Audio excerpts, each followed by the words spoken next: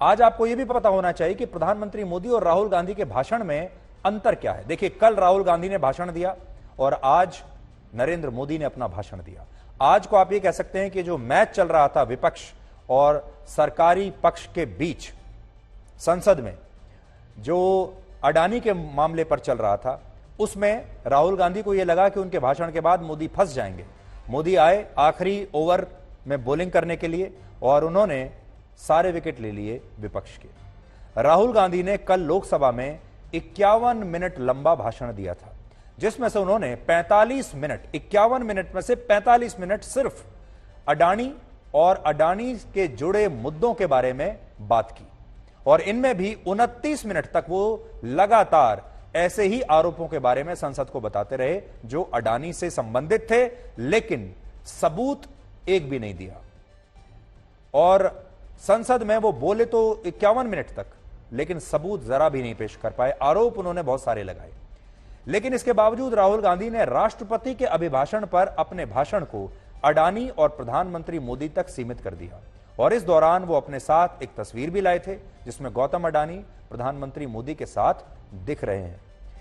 बड़ी बात यह है कि राष्ट्रपति के अभिभाषण पर जब बहस होती है संसद में, और राहुल गांधी अगर अपने आप को विपक्ष का सबसे बड़ा नेता समझते हैं, तो उन्हें देश के बारे में बात करनी चाहिए थी, इस सरकार की अलग अलग नीतियों के बारे में बात करनी चाहिए थी, उन्हें सॉल्यूशन देना चाहिए था, उन्हें बताना चाहिए था कि सरकार को ये नहीं ये करना चाहिए, सरकार की इस नीति में समस्या है, इसे इस तरह नहीं इस तरह से बनाया जाना चाहिए।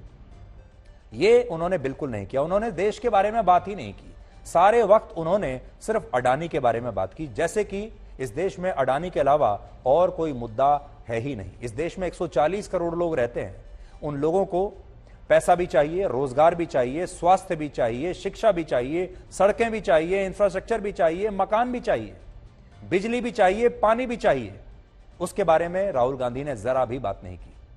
लेकिन प्रधानमंत्री मोदी ने आज जो 88 मिनट लंबा भाषण दिया, उसमें सबसे ज्यादा शब्द उन्होंने जो बोला वो था 140 करोड़ भारतीय।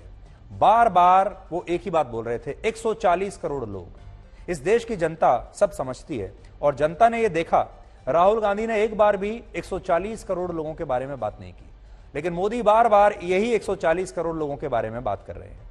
इसके बाद मोदी ने सरकार की योजनाओं का जिक्र किया।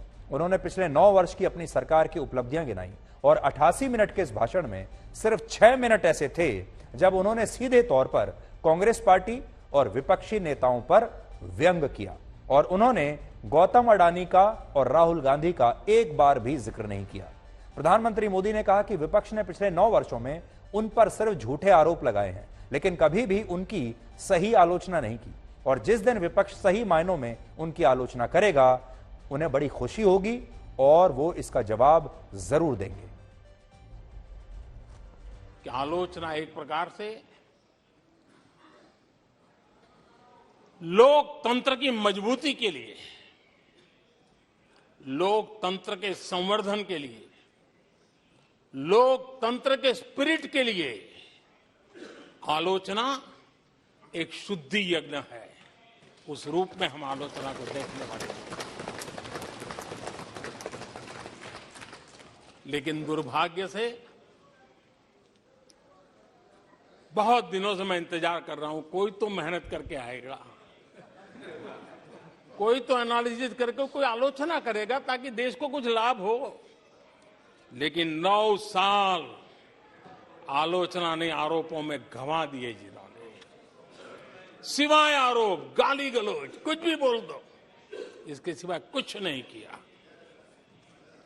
गलत आरोप।